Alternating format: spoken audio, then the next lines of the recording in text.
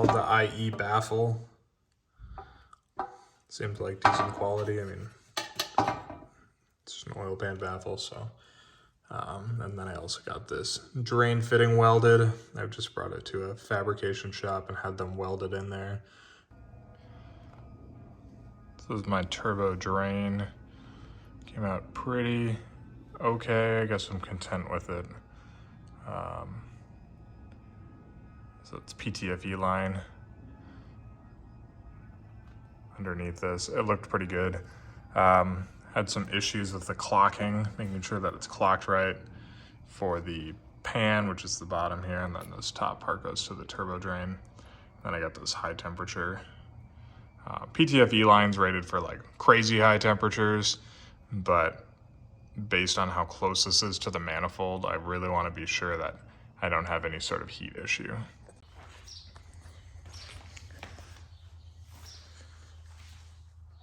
Started wiring some of the little sensors. So this is the air intake temp sensor. So I ended up wiring that over to the, I guess it's kind of like the air mass meter, I guess. So got that wired over there. This fuel pressure sensor came with a really long wire, so I'm not gonna splice into any old E30 wires for no reason for that. Just got done with the MAC solenoid valve. So that's that wire, goes all the way up here.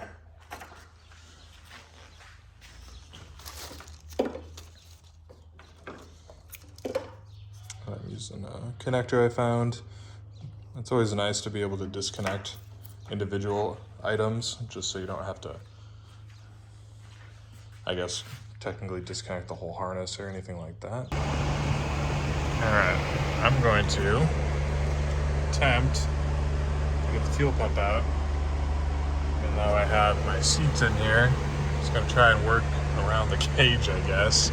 I could pull the seat out, but I currently am missing the tool I need, so.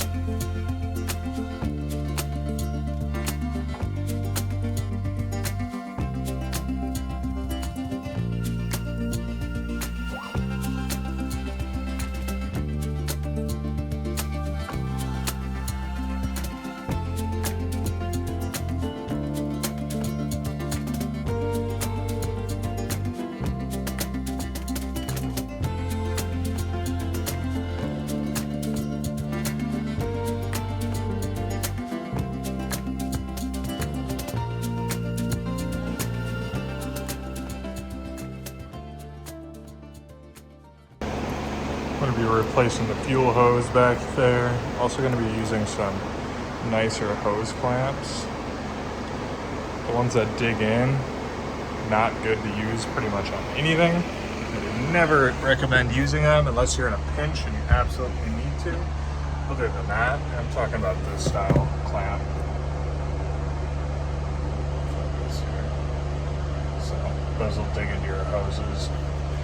So while I'm in here, I want to replace this with a, it's actually more of a ethanol friendly hose. So in the future, I decided to go E85. I can. That hose is really swollen anyway, so it's a problem. I already have the new fuel pump in here, so now we're just gonna put this hose in and try it out. Alright, I got it pretty much back together. Those of you who watched this and are, copying my wiring, don't. I wired it in backwards, so you have to flip the positive and negative. I did test it after flipping it, and I do have fuel pressure, so all that's done.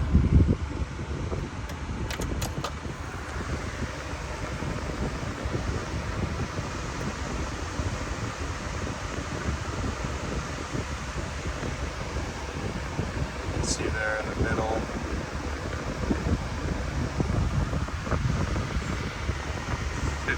PSI, one focus, there you go. So, we're all good. So, something unfortunate happened, cranked the car. The sensor got sliced, just the tip got sliced off from the rotating plate in there. So I ran it how it made sense to, which is spacer like this, so it recesses into this spacer. What I'm gonna do, get a new sensor, I'm gonna flip it. That way it sits just that little bit out further, and that should work. New day here, got a new sensor. I'm showing you guys the last one broke. This one is about the same size, so I ended up actually getting a completely different sensor. I'll get the part number, I'll put it on the screen. So the part number I gave you guys originally, I believe was off an M50 or an early M52, I believe. So it's a different type of sensor. I believe it's called like I want to say it's like an impulse sensor or something like that. These M54 ones are actually a Hall effect. So it's a little bit, it's more of a square wave rather than a round wave. Like an analog style wave, I guess is what the other one would have been. So I ended up getting this since I had to get a new one anyway, since I broke it. So right now I'm working on getting this plate off so I can adjust my trigger.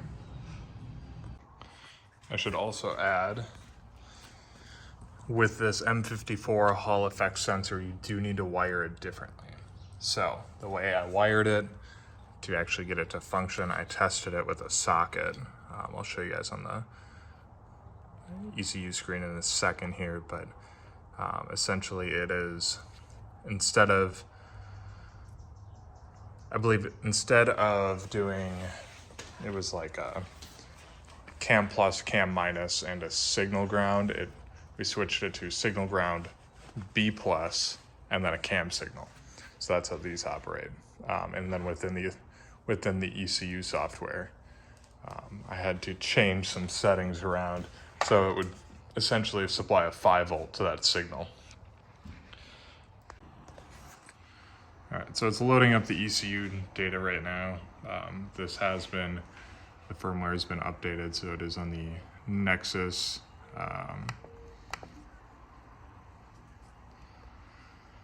It is on the Nexus software here. So what I'm going to do, so trigger signal is going to be your crank, home is going to be your camshaft. So I changed this, so Hall effect, I have my pull up on, that's kind of what I was talking about, the 5 volt. You can click this and you can kind of read about it or Google it or whatever. That should be fine. let's see if we can view this here. So I got my sensor in. What I ended up doing was, instead of taking the plate off, I ended up spacing it out because the plate was kind of, that bottom screw was not being nice to me. So I flipped essentially the spacer that it recesses into.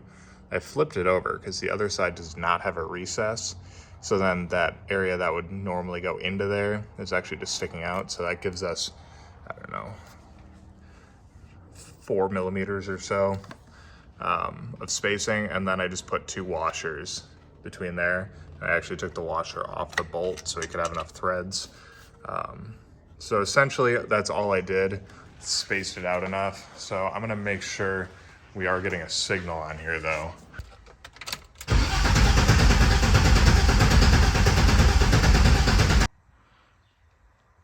Let's try forcing the trigger here. Let's just see what we get.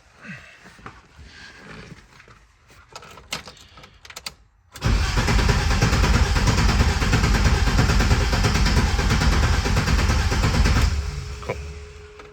So you're seeing it is picking it up there, so that's good. Oh, I actually bought a brand new battery. Voltage is super important for automotive builds and stuff when you're trying to get, you know, the best spark, making sure everything's working great. If you have any sort of voltage drops, you can get weird intermittent issues. It's kind of better off if you, you know, if you do something like this, just to buy a new battery or make sure that your battery is, you know, tip-top shape essentially. So that was kind of a background to what I'm about to say. I went to crank the engine and it was cranking faster than I've ever heard it crank. I'm like, okay. I'm like, that's not good because obviously I had the cylinder head off, put the cam in, upgraded all that stuff. And I had to adjust valve lash, all that. So essentially I was kind of worried that I had low compression. But what I figured out was I just had a brand new battery and a battery charger on it. So it was just cranking faster than I've ever heard it before. I actually did put a compression gauge. Figured while I'm doing that, might as well check my resistance, make sure from the spark plug. Essentially measuring from the tip here, measuring from there to the other end that plugs into the ignition coil. Just checking my resistance, making sure we have good continuity across that whole wire. At this point, I just kind of want to double check some of this stuff, make sure I don't run into an issue. So I did end up finding 2 of them that I must have damaged. So I need to just kind of fix the end here. There's no continuity, so clearly messed something up. I've never done this before. I've literally never made a spark plug wire, so trying to figure that out as we go here. All right, so I figured out a better way to do this. So I think the reason some damage occurred was I was using pliers to pull the end out because the boots were actually too deep initially. So I think I damaged that. So long story short, essentially once you get it on here, put the plug on the tip, pull the boot over the plug until you have the depth you want. I think that's the best way, so you don't have to, you know, do it more than once.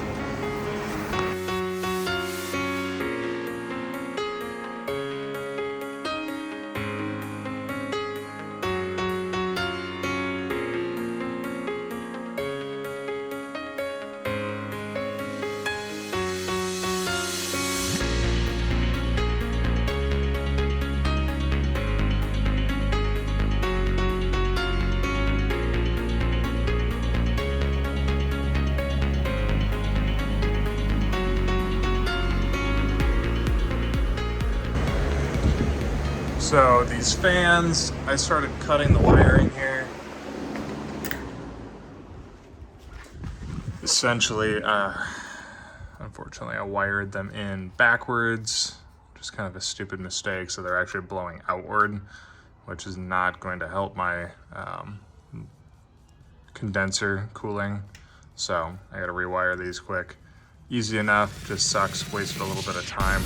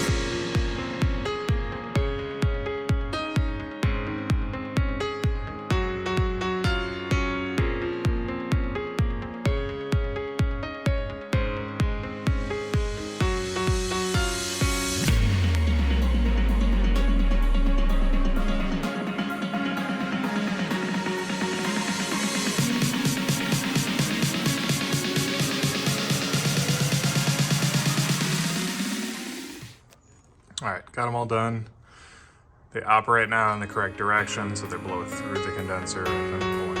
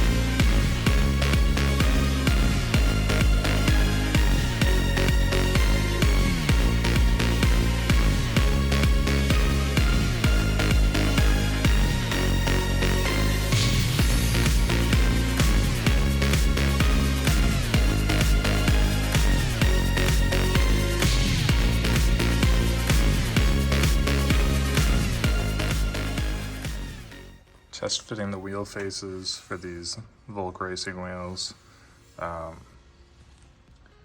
Essentially, I'm measuring the caliper to wheel face clearance just because I plan on running these with a big brake kit. So, getting pictures and measurements for that.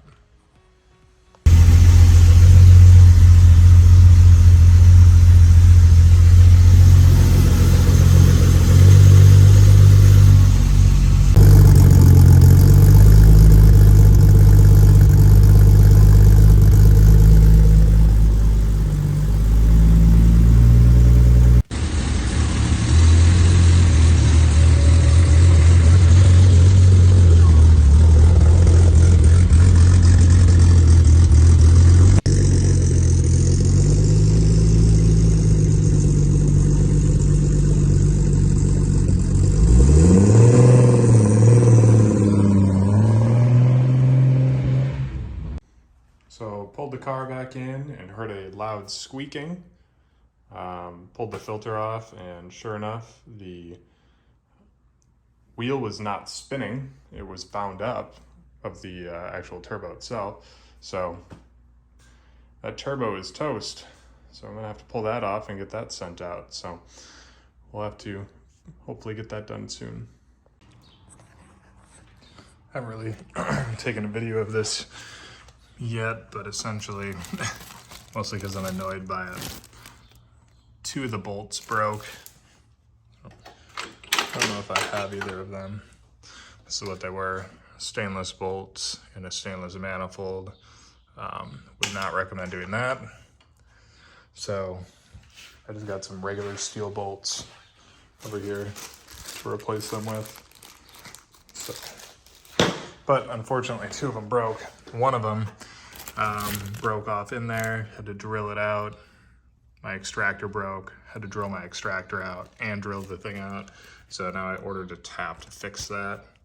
Now this one I'm working on, drill bit just broke. It's been a real good time.